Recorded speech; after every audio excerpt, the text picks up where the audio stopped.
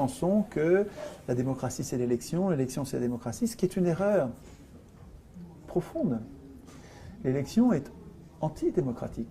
Et nous, si nous voulons nous émanciper de ces maîtres, puisque les élus sont élus par les riches, on pourra en reparler tout à l'heure, si on veut s'en émanciper, il faut qu'on devienne des citoyens, et la citoyenneté, la démocratie va reposer sur le vote et pas sur l'élection. C'est une constitution, ça devrait être une protection. On devrait être protégé contre nos représentants, contre les abus de pouvoir de nos représentants avec ce texte. Et en fait, ce texte est une prison. Ce texte nous interdit de faire quoi que ce soit contre nos représentants. Nos représentants font exactement ce qu'ils veulent, nous ne pouvons rien. La seule chose qu'on pourrait faire, c'est de ne pas les réélire. Mais en fait, quand vous dites ben, « je ne réélirai pas la crapule A », vous allez avoir comme choix uniquement la crapule B. Et quand la crapule B vous aura insupporté après un nouveau mandat, vous n'aurez le choix qu'à revenir à la crapule A. En fait, ça fait 200 ans que ça dure. Ça fait 200 ans que les élus ont pris le contrôle du processus constituant et ne veulent pas le lâcher. Et nous leur laissons les premiers pas du processus constituant qui concernent forcément, il faut commencer par ça, la représentation. Donc, comment on les désigne, comment on les contrôle, alors, quel mandat on leur donne. Est-ce qu'ils vont décider à notre place ou est-ce qu'ils vont préparer nos décisions? Mais pour les prendre, il faudra qu'ils reviennent nous voir, nous présenter le choix et nous allons voter. Et comment on les contrôle? Comment on peut faire pour surveiller que quand ils négocient, ils ne sont pas en train de nous trahir? Est-ce que, maintenant qu'on a tout le monde a son téléphone et qu'il peut y avoir des lives sur Facebook, est-ce qu'on demande à nos représentants, pas peut-être pour toutes les négociations, mais quand il y a une négociation particulièrement importante où on sent qu'il y a un risque qu'on se fasse tromper, est-ce qu'on demande à nos représentants de filmer la négociation et nous, on les regarde en train de négocier, comme ça on sait s'ils nous représentent bien? C'est inédit dans l'histoire des hommes de pouvoir surveiller les représentants en même temps qu'ils sont en train de nous représenter. Et puis comment on les punit, comment on les révoque quand on trouve qu'il est en train de nous trahir, comment on fait pour les dire « Non, non, reviens par ici, on n'avait pas dit que tu dirais ça, on va en mettre un autre à la place ». Et tant qu'ils n'ont pas de représentants, ils sont insaisissables, donc ils sont invulnérables. Quelque chose que les mouvements antérieurs au XXe siècle, au XIXe siècle n'avaient pas, c'est l'Internet. Avec l'Internet, on a une capacité à communiquer entre nous qui ne rend pas le mouvement homogène, mais qui permet à une bonne idée de se répandre beaucoup plus vite que ça n'a jamais été le cas. Alors qu'il y a une très grande surface géographique qui est couverte, il y en a partout dans le pays, mais grâce aux réseaux sociaux, nous arrivons à nous passer le mot et à répandre une bonne idée à une vitesse historique, inédite. Et ça permet de faire monter le niveau d'exigence et le niveau de vigilance démocratique, historique, je crois. Ce dont on a besoin, c'est d'une cause commune. Et il faut qu'elle soit bien choisie.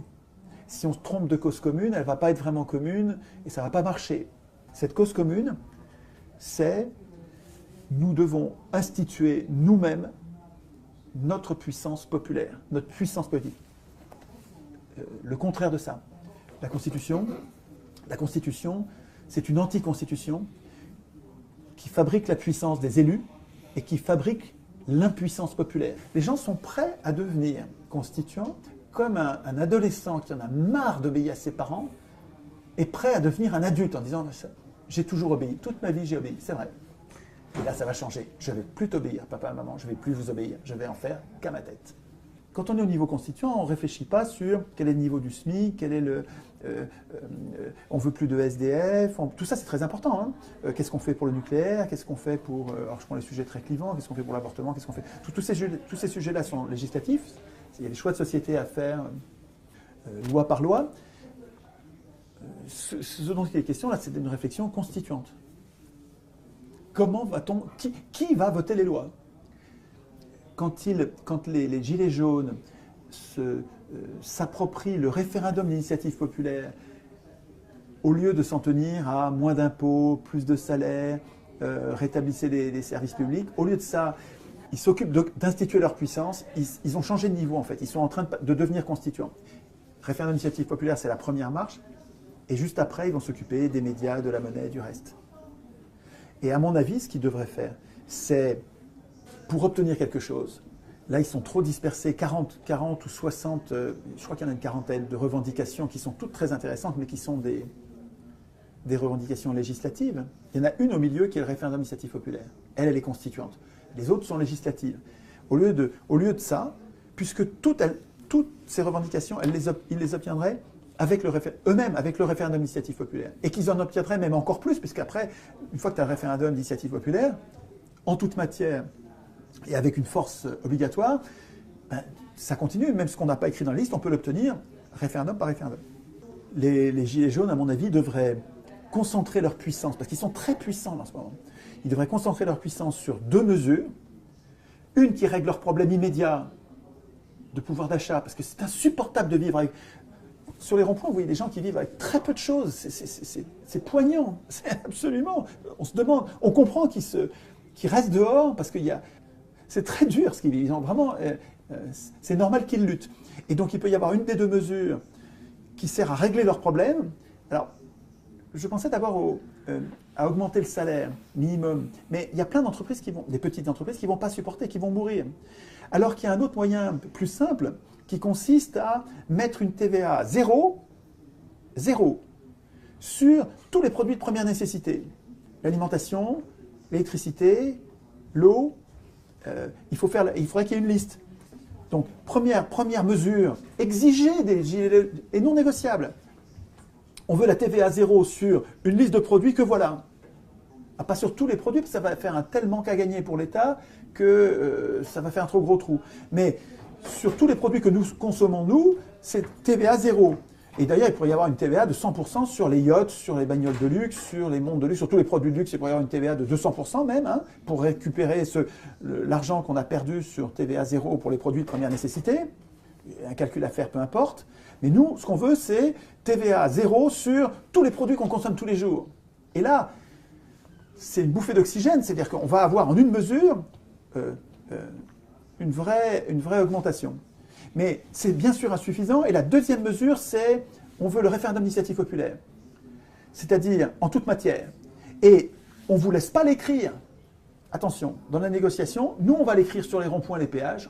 On va réfléchir à l'article, avec 2-3 alinéas, qui institue le référendum à notre manière. C'est-à-dire que c'est nous qui allons décider les garde-fous, et vous allez voir, il n'y en aura pas beaucoup.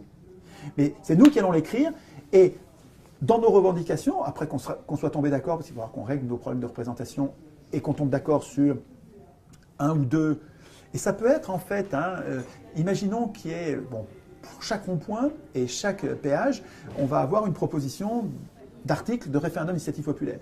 Et donc, il y en a beaucoup qui se ressemblent, on pourra les rassembler, mais on va peut-être avoir 10 ou 20 modalités différentes de référendum. Eh bien, on fait un premier vote, un premier tour où on passe de 20 à 10. Et puis ensuite, un deuxième tour où on passe de 10 à 5. Et puis ensuite, un troisième tour où on passe de 5 à 3. Mais oui, pas en deux tours, en plein de tours pour se rapprocher progressivement, pour qu'on ait le temps de s'adapter. Et pour finalement décider de ce que nous, les Gilets jaunes, on veut comme mouture, comme version du référendum que nous avons écrit, nous. On n'a pas laissé les élus écrire, c'est nous qui avons écrit. Nous sommes constituants. Un électeur est constitué, un citoyen est constituant. Et donc, là, nous viendrions, si ça se passait comme je l'imagine là, nous viendrions avec non pas une ribambelle de revendications importantes, mais dans lesquelles le gouvernement ne va céder que sur 3 ou 4 pour nous renvoyer chez nous, et on va perdre tout le reste. Et on ne va sûrement pas avoir le référendum, parce que le gouvernement sait bien que le référendum, c'est une bombe atomique pour lui, et qu'il ne faut surtout pas l'accepter. Par contre, si on vient avec que ça, on veut une mesure de pouvoir d'achat et une mesure de puissance politique populaire, durable, en toute matière. Et c'est nous qui l'avons écrit. Et nous, ce qu'on veut, c'est que vous la mettiez dans la Constitution. Et si vous ne la mettez pas dans la Constitution, le texte qu'on a écrit, eh ben, c'est l'insurrection. Parce que ça veut dire que vous êtes antidémocrate. Vous êtes nos ennemis.